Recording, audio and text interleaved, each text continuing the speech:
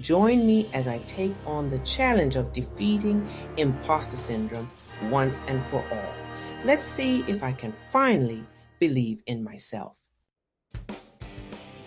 You know, imposter syndrome is a phenomenon that affects millions of people around the world, from students to professionals, entrepreneurs, and even artists.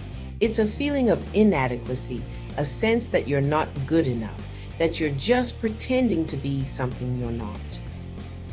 And the worst part is, it can hold you back from achieving your full potential, making you doubt your abilities and second guess your decisions. One of the most common symptoms of imposter syndrome is the constant fear of being found out, of being exposed as a fraud. This can lead to anxiety, self-doubt, and a perpetual sense of unease. You might feel like you're living a lie, that you're just one mistake away from being discovered. And this fear can be so overwhelming that it stops you from taking risks, from pursuing your dreams, and from pursuing success. You might feel like you're stuck in a rut, unable to move forward because of this nagging voice in your head that tells you you're not good enough. Another symptom is the tendency to attribute your successes to luck rather than your own abilities. You might think to yourself, I just got lucky. I didn't really deserve this, or I only succeeded because of someone else's help. This kind of thinking can be devastating because it means you're never truly acknowledging your own strengths and accomplishments.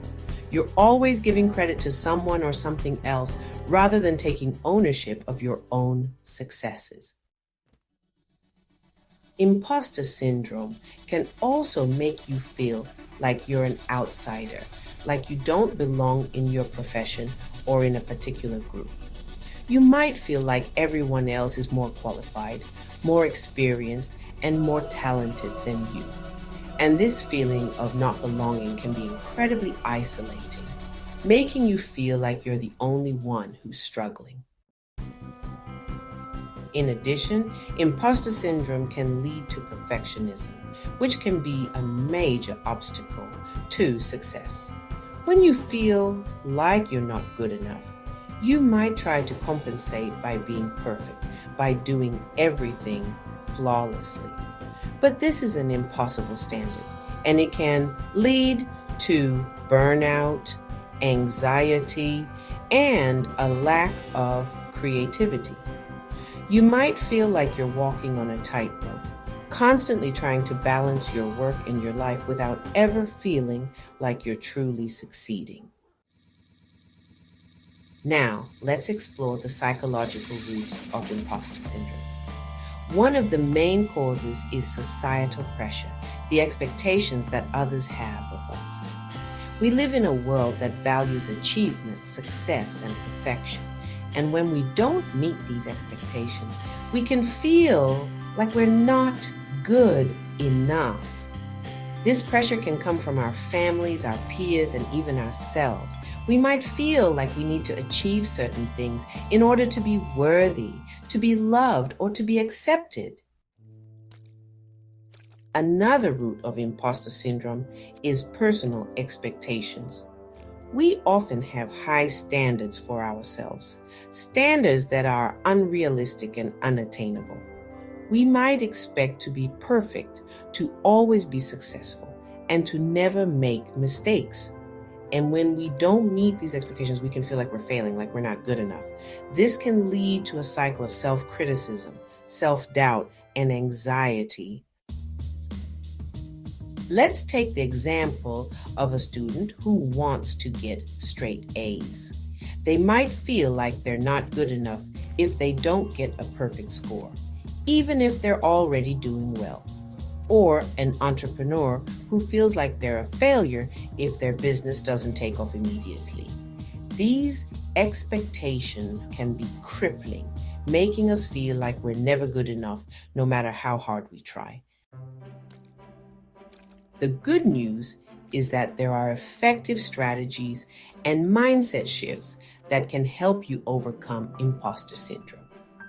The first step is to acknowledge your feelings, to recognize that you're not alone. You're not a fraud. You're not an imposter.